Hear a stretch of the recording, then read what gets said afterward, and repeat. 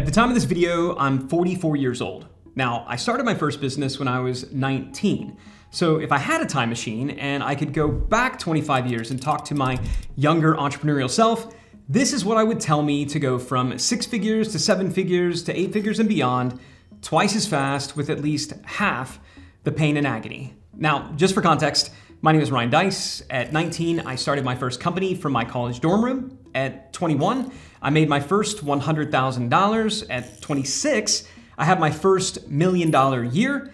Now at 44, I run multiple 8-figure businesses, and last year my companies combined generated over $200 million in revenue. But this wasn't always the case, and it hasn't always been easy. So if I could go back and talk to my 20-year-old self and give him some advice, here are the 12 things that I would say. Number 1, don't give people C-level titles. I'll never forget when I started my first business, my college roommate who was sort of helping me out with marketing at the time, I made him my CMO. My receptionist, I made my COO. Now this was a problem because I'll never forget one day my receptionist came in and was like, hey, I'm the COO, and I just realized what a COO should be paid.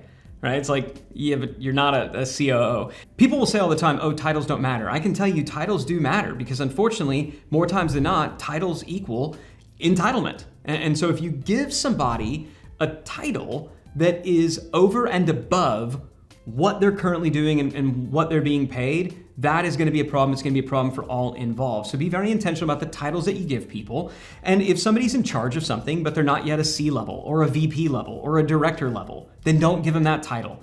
If they're in charge of it, you can just make them a head of, and that's a nice catch-all that doesn't necessarily denote that they're a chief of anything. Number 2, pay yourself really, really well along the way. Now, when I first started my business, I didn't think about the idea of taking a salary or paying myself well. Basically, if we had a good month, I took a lot out, and if we didn't, I didn't take any out. And I kind of lived in this feast and famine mode, which was not really great for decision making. When times were good, I would get overconfident and I would take too much out. And when times were bad, I would kind of starve to death and I would panic. And because I was in this up and down cycle, I kept the business in an up and down cycle. And it wasn't until somebody who was far more experienced than me in business, one of my first mentors, came to me and said, hey, Ryan, you idiot, pay yourself a salary. That thought had never crossed my mind. I never thought as a business owner that I could pay myself a salary. But that's not what I do. I'm not a wage earner. I'm a business owner. Well, it turns out that if you're a business owner who's also doing a particular job and function in a business, you should pay yourself whatever that role would ordinarily get. Not only is it good for you, it also is just healthier for the business itself. The ability for you to take lots of money out of the business, the ability for you to pay yourself well, that's proof, that's evidence of a well-run business. And all these people out there saying, oh, money doesn't matter, I'm not doing this for the money. That doesn't mean you're noble. It means that you are naive. Because if we're going to have a business that's successful, if we're going to have a business that scales, if we're going to have a business that employs lots of people, that does lots of good, that business is going to need to be fueled, and it's going to need to be fueled by cash, and that cash is going to have to come from profit, the kind of profit that you would eventually want to take off the table. So yes, pay yourself well, pay yourself really well, pay yourself a salary, take out quarterly distributions. If you're running a business, you should be making a whole lot of money. Number 3, pay your taxes. I can tell you, this sounds silly, but the government is the only vendor who can take away your liberty. So do not mess with them. And I can tell you, I had to learn this lesson the hard way. I'll never forget one time on a Sunday night, I got a call from my accountant. And by the way, I now know it's a bad thing when your accountant calls you on a Sunday night. And I remember answering my phone and my accountant saying, hey, boy, you sure had a really good year last year. I now know it's bad when your accountant compliments you on the year that you had last year. And I was like, yeah, I did. And he said, hey, by the way, have you been making quarterly payments? Have you set aside some money? Because you owe quite a lot in taxes. And I was like, what are quarterly payments? What do you mean? Long story short, it turned out I owed about $250,000 to the IRS. And I didn't have it. And it's not like I had spent it all on like Lamborghinis and popping champagne bottles. I was putting money back into the business, and a lot of the profits that I had made the year before, I had frankly put back into it in this new year, and I hadn't yet received it. So I didn't have the cash. This could be it. This could be done. So I made myself a deal at that point. I was going to establish a separate bank account just for tax savings, and I was going to fund it every single month. Even before I paid myself, before I paid anybody else, I was gonna make sure that I got the government paid, because you only have one vendor that can take everything away from you. You only have one vendor that frankly owns missiles. That vendor is the government. Let's make sure that they get paid. Number 4, always own the relationship with your customers. Now, I talked about earlier how I got into that pinch with the IRS where I owed them $250,000 and I was able to get out of it. Well, the way that I was able to get out of it, the way that I was able to cover it, is because I had a customer list. I had a customer database, and I was able to put together some offers really quickly, run a bunch of sales to generate a bunch of revenue to pay off the tax bill. Specifically, what I did, I remember I got that phone call on a Sunday night. I remember basically spending all Sunday night and most of Monday moping and feeling very, very sorry for myself. Then all of Tuesday working to build and put together all of these offers that I could then send out, distribute to all of our different customer lists, essentially pulling the best of the best. What's the best offers that we've run, the best promotions, the best of everything. Let's pull those off the shelf and let's get them out there and just see if we can generate as much revenue as possible. Long story short, between Tuesday and Thursday, I had generated just over $330,000 in revenue. It was enough to not only pay for the IRS bill I owed from last year, but enough to also pay the taxes on what I had just generated. I basically took all the money that I made that week and I sent all of it to the US government. And I'll tell you, I was broke and I've never felt so rich in my entire life because I didn't owe anybody anything. It was amazing. But the only way that I got out of that was, again, I own the relationship with my customers. Number 5, practice the rule of 40. The rule of 40 is one of those rules that I learned way, way, way too late in my career. And the rule of 40 essentially states that the combination, the percentage of growth and your percentage of profitability should add up to at least 40. So if you're getting a 20% year-over-year growth rate and you're 20% profitable, that adds up to 40, we're good. So what we're doing with the rule of 40 is we're balancing growth with profitability. So technically, if you're having 40% year-over-year growth and you're break even, that's technically okay. Can we get at least 25 and 25? Can we have 25% profitability with 25% growth? And the reason that I like 25% growth is because 24% year-over-year compounded growth is doubling every 3 years. If you can achieve 24% compounded year-over-year growth 3 years in a row, you will double every 3 years. And if you're doing that while also dropping 20 to 25% to the bottom line, you're gonna have a very big business and a very, very, very profitable business just by practicing the rule of 40. Number 6, have 3 months of operating cash sitting in an emergency fund. And when I say operating cash, I mean cash. Don't invest it. This shouldn't be sitting like in Bitcoin or the stock market. Leave it in cash. Leave it in a money market. What you can do is you can take the 3 months and you can go to your bank and you can get a line of credit secured by that cash. And most banks, let's say that for you, 3 months operating is $500,000. It's $500,000. So you got $500,000 just sitting in an account, sitting in a savings account. Most banks, if you will put that in their account, they will allow you to get a line of credit secured by that amount of a similar amount or maybe 50%. So that's where you can take $500,000 and turn it into maybe $750,000 with a $250,000 line of credit, or in some cases, maybe as much as $1 million. This happened to us. We had a big chunk of money in an account. We had a line of credit for the same amount. And when COVID hit, we were able to draw down on that. Fortunately, we didn't need it. But when COVID hit, we were able to draw down on that. And we knew while everybody else in the world was panicking, we were able to be incredibly opportunistic. We were also able to say to our team, hey, don't worry. We're going to be able to keep everybody employed. It's going to be okay. Here's how much we have in savings. Number 7, don't hire an integrator, an operator, a COO, whatever you want to call them. Now, I'm going to get in trouble for this, but at some point in your entrepreneurial career, some well-intentioned person is going to hand you the book Traction by Gino Wickman. And don't get me wrong, it's a great book. I love Gino. There's lots of good things in there, but they're going to hand you this book and you're going to fall in love with a particular aspect of the book. And it's this concept of the visionary and the integrator. And you're going to look at this and you're going to go, oh, that's it. That's me. I'm the visionary. And so what I need is an integrator. It sounds so good. It's so incredibly compelling and appealing. I tried it not once, but twice. And it's literally never worked. It's never worked for me. It's never worked for anybody. I know who's tried this. And the reason is really, really simple. If you're struggling to run your own business, why on earth do you think that somebody coming in from the outside is going to do a better job than you? You need to think about your business like a baby, okay? And just like if you were to have a baby, you don't get to opt out of dirty diapers. What do we need to do as businesses get more complex? We simply need to get better at new stuff. Specifically, we need to get better at the system side. So what we need to do as the business starts to scale, we need to upgrade the company operating system, which is something you absolutely can do. It's absolutely learnable. It's absolutely figure outable. And then once you have an operating system in place, then you can hire an operator to operate the operating system, but not before. Number 8, diversification is for investors, not entrepreneurs. So here's the deal. You don't need 5 different businesses. You need one that actually works. And this is one that I violate to this very day. I still struggle with this.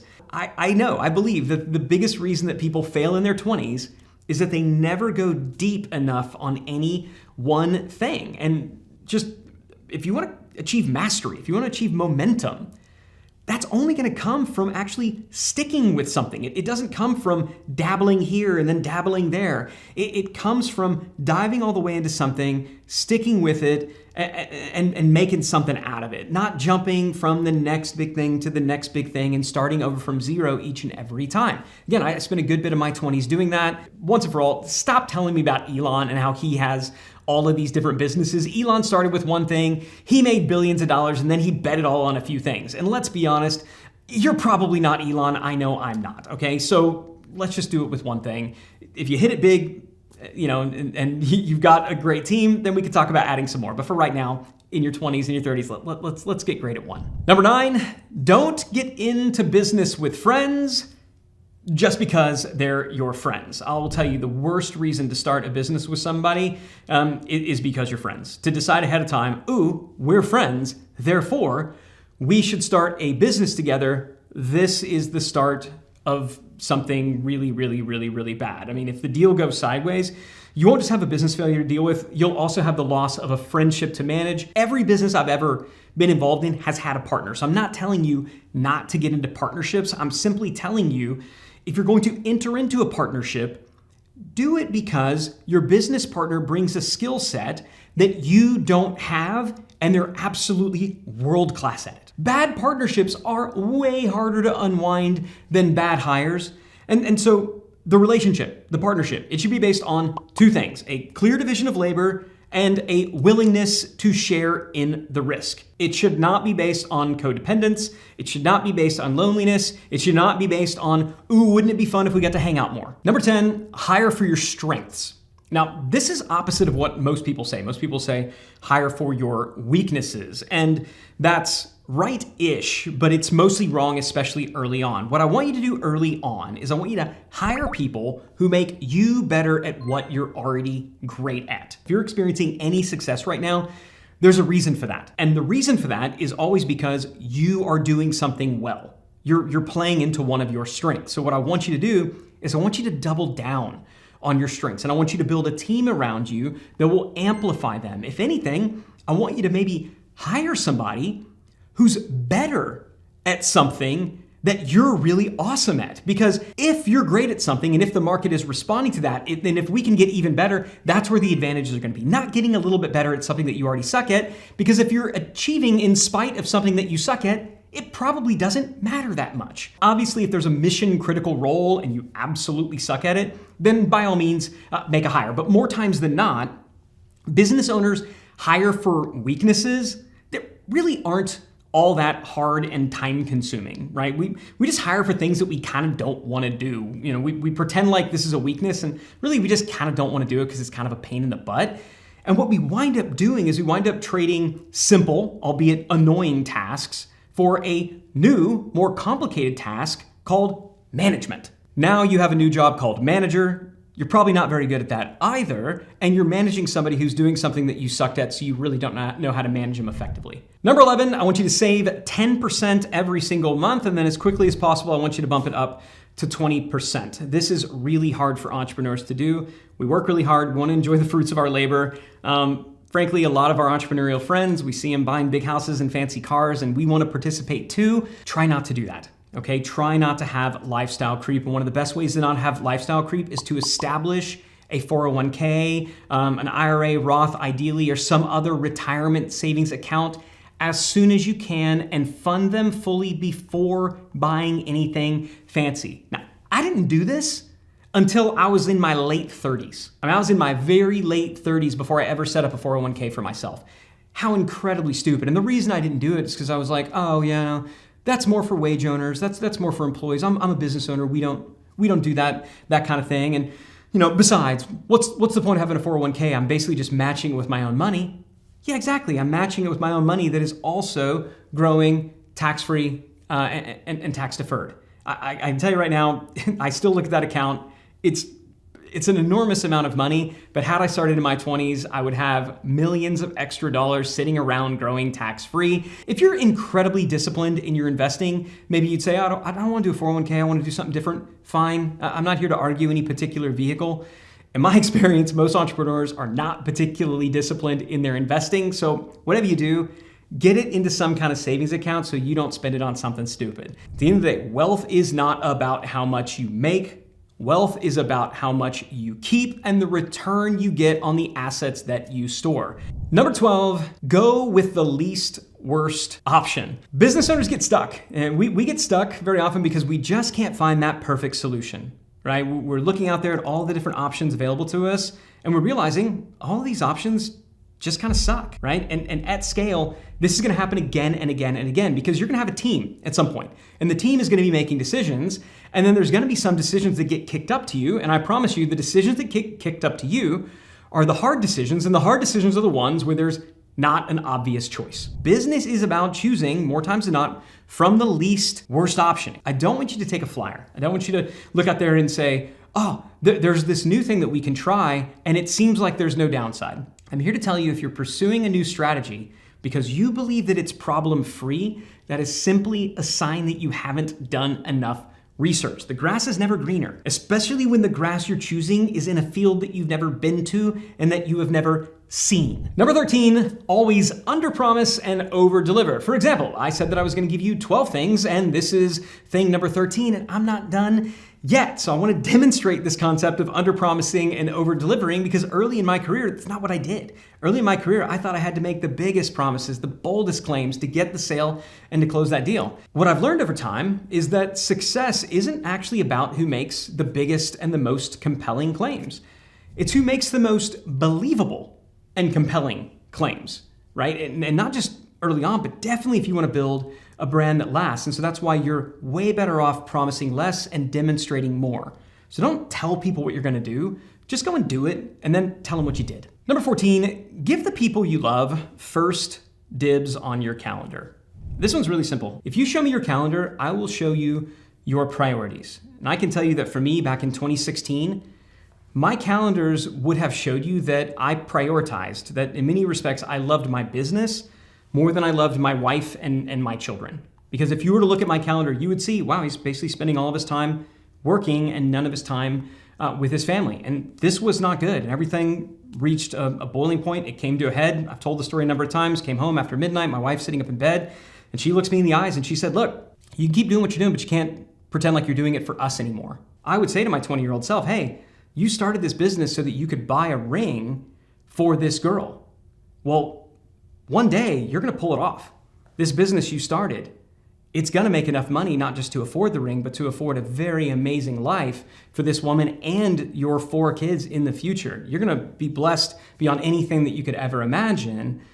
But if you're not careful, the business that is supposed to provide for them is gonna be the very thing that takes you away from them. Don't let it happen.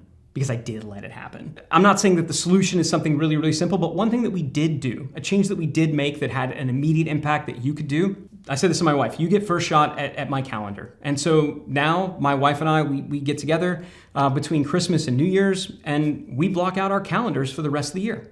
We say, when are we gonna take family vacations? When are just her and I gonna go on trips, just us? And I build my business stuff around the time that we have set. Don't sacrifice your health, don't sacrifice your sanity, and definitely don't sacrifice your family and those that you love at the altar of scale and success. It's just not worth it. Number 15, if you are gonna quit, quit on a good day. Here's the deal. there will be times that you will want to quit. There will be times when you will fantasize about having a quote unquote normal job like everyone else because you just get fed up with it. You just get sick of it. The pressure's too much, the workload is too much, the rewards are too little, and you're just over it. And I want you to know that that is okay. It's okay, it's perfectly normal to feel that way. In fact, it would be kind of weird if you didn't. That would mean that you're either perpetually successful, which doesn't exist, or completely delusional. If anything, I want you actually to be okay with the idea of quitting. Because if you can't quit, then you're trapped. And that's not good either. So I don't want you thinking that you're never allowed to quit, because then all you are is you're now held captive by this business. That's no good. We don't want that either. So I want you to give yourself the option to quit. Just say, I'm allowed to quit. I'm just not allowed to quit unless I just had a really good day. I learned this lesson the hard way. In my early 30s, I got really, really, really burned out. I mean, really proper burned out. I was working constantly. Everything seemed like it was a struggle. It had like the opposite of the Midas touch, you know? Instead of everything turned into gold, it's like everything we tried just turned to crap. And I just was fed up. And I remember sitting there, I was like, that's it, I'm done. And I fired myself. I mean, basically, I was CEO of my own company, and I decided, I went to my leadership team, and I was like, hey, everybody, I just put up a job post for a new CEO to come in. I'm essentially going to be stepping away. I mean, I'm still going to own the business. I'll advise it, but I'm stepping away. I'm out. And I remember that they were concerned, they were disappointed, but I felt like it was what I needed to do. I felt like it was the right thing. So I brought this person in, and in the beginning, everything seemed okay. But pretty quickly, things weren't okay. They were, doing some things from a culture perspective that I wouldn't have done, which that's not that atypical, but I'm starting to see some of our better people quit, or in some cases get fired. I'm starting to see sales decline. I'm starting to see cash flow dry up. And basically in less than a year, we were in a death spiral that was almost impossible to pull out of. Now, I was able to go in, let this person go, and step back into the role. But the reason that it didn't work, I don't fully blame this person that I brought in, it's that I completely abdicated. I stepped away. Had I allowed myself to still be involved, I would have seen these issues. I could have maybe provided some corrective action, but I was so burned out because I let myself quit on a bad day. Now, if you got value from this, I would love it if you could leave me a comment and let me know which tip was the most meaningful for you. Also, while I don't yet have the ability to go back in time and talk to my 20 and 30-year-old self, I was able to talk to a 30-year-old entrepreneur recently who asked me what it takes to scale a business from 7 figures to 8 figures and the hard lessons that I learned along the way. And I'll tell you, he was shocked by some of my answers, and I think you will be too. So I'll link to that video as well, because I think there's some pretty cool lessons for you to learn in that one. So go check that out, and I'll see you over there.